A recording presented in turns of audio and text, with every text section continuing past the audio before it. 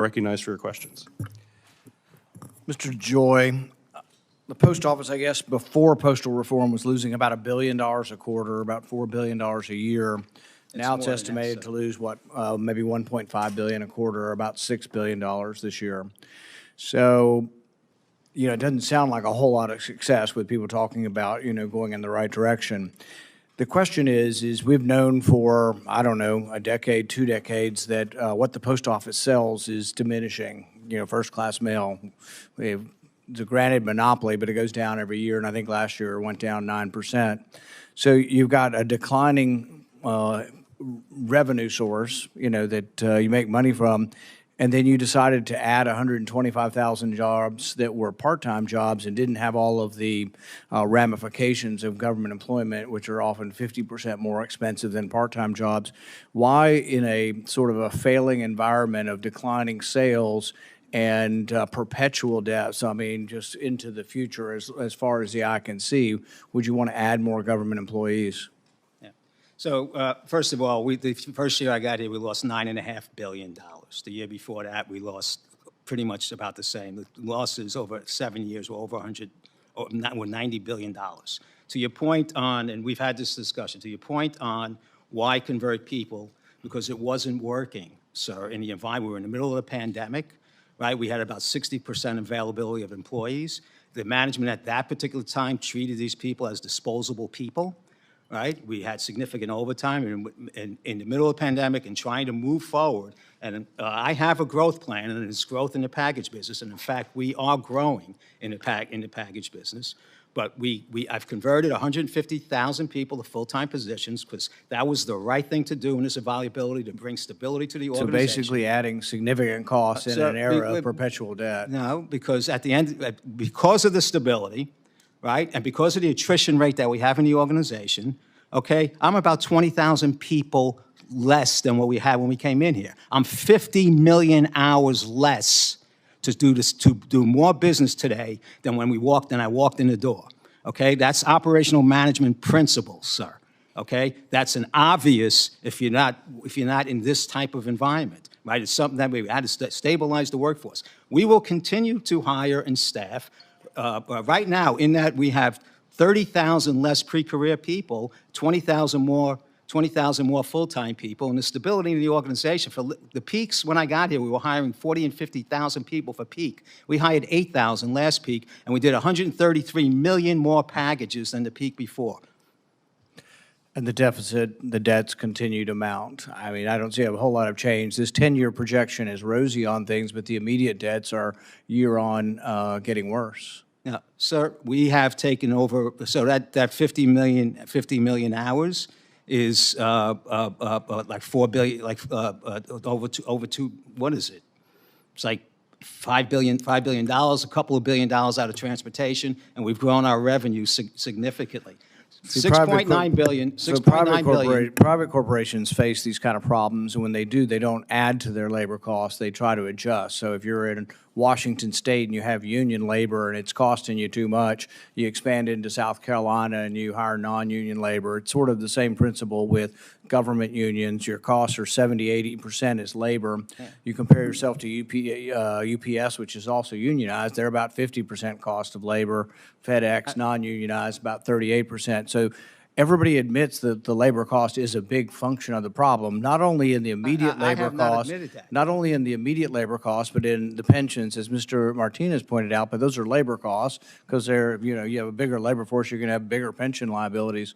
But Mr. Martinez, in the private world, you have to account if your pension is short and you're running a private company and you have to make up for the pension with revenue from your company. You count that, right? You count that in how your company is doing for the year. Right now are defined contribution plans. They're not in defined benefit plans, which is what we have here. Okay? So you wouldn't add more people. If you were in private business, you wouldn't add more people to an undefined. You'd add them to a defined benefit because you don't want unlimited costs. You want defined benefit is when you're obligated to pay a certain amount to the employees. Right. Most private sector companies today are defined contributions. Right. Okay? But So the there's a thing big is difference. that but by adding 125,000, you're adding to the problem. You're not actually taking by away adding from the problem. 125,000. By adding permanent employees that will Well, be in that's the a different same sort of question. plan. That's an operating question. That's not a But it's that's not part a of the pension it's part of question. the problem. You have a pension problem, right? An underfunding of the pension, and you have We to have a account problem for it. created by government on us. You have an underfunded pension, and so you have to account for it, but you're adding more people onto that traditional pension. So we have a pension problem in Kentucky, and it's the same kind of thing. It's the defined benefit versus defined contribution. Most people get what they put in. They don't just sort of get an amount on and on and on. You get what you put in based on the contribution. But you are not changing that model. You're adding more people to that But model. the pension model was thrust on us.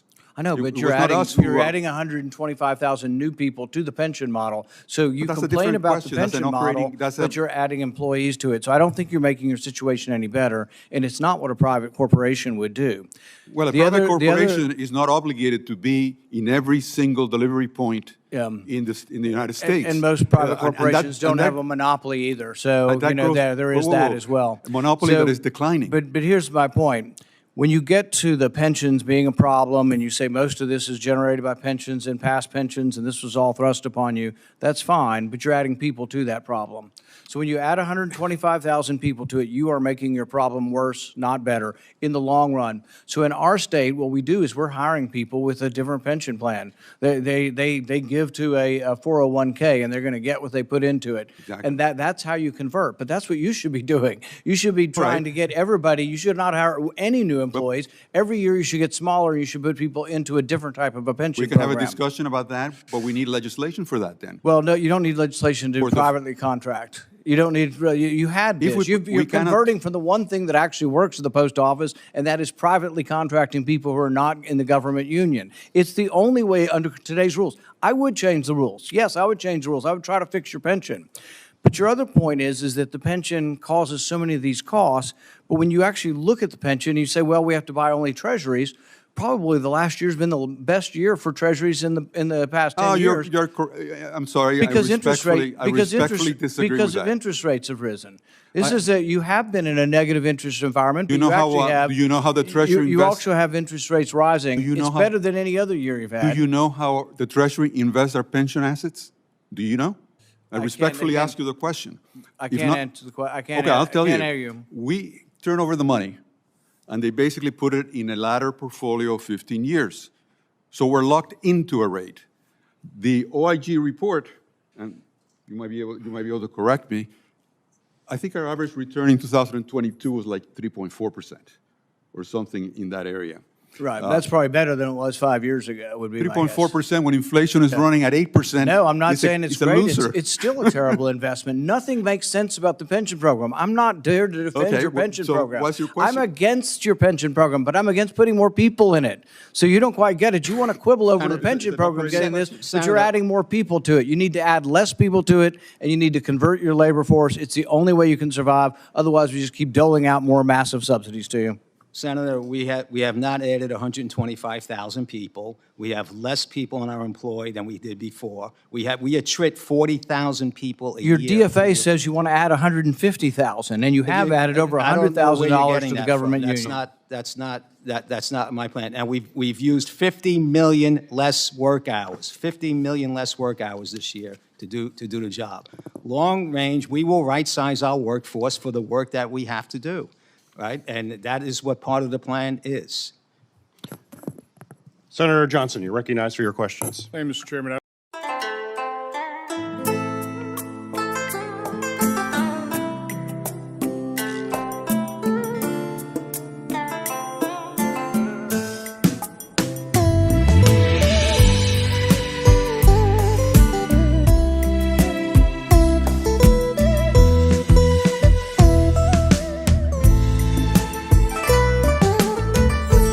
Từ lúc quen nhau chưa nói một lời gì, tỏ tình ta mến nhau.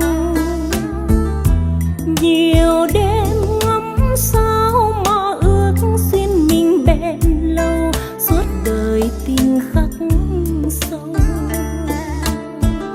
Nhớ thương đầy vơi, mộng thấy ai mỉm cười, làn môi xinh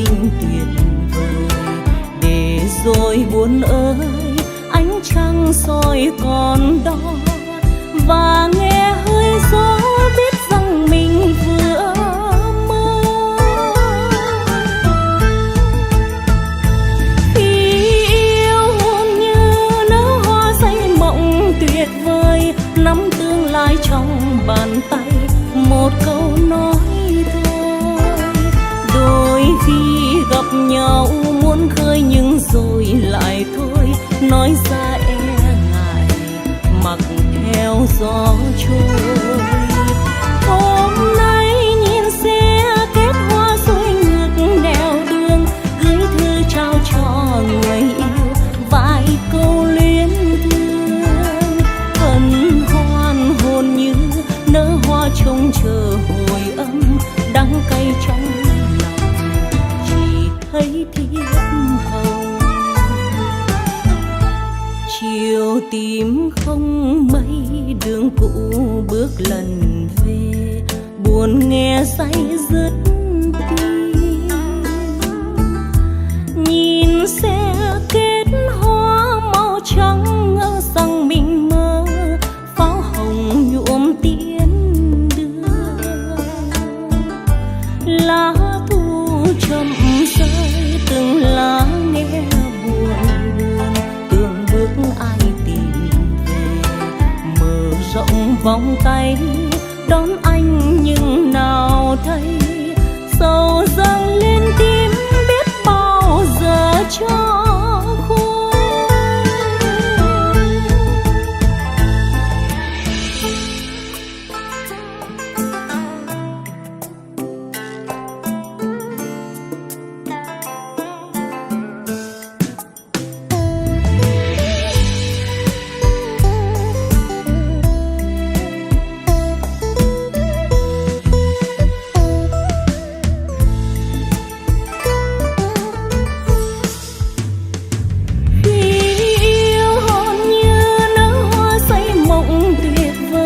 Nắm tương lai trong bàn tay, một câu nói thôi.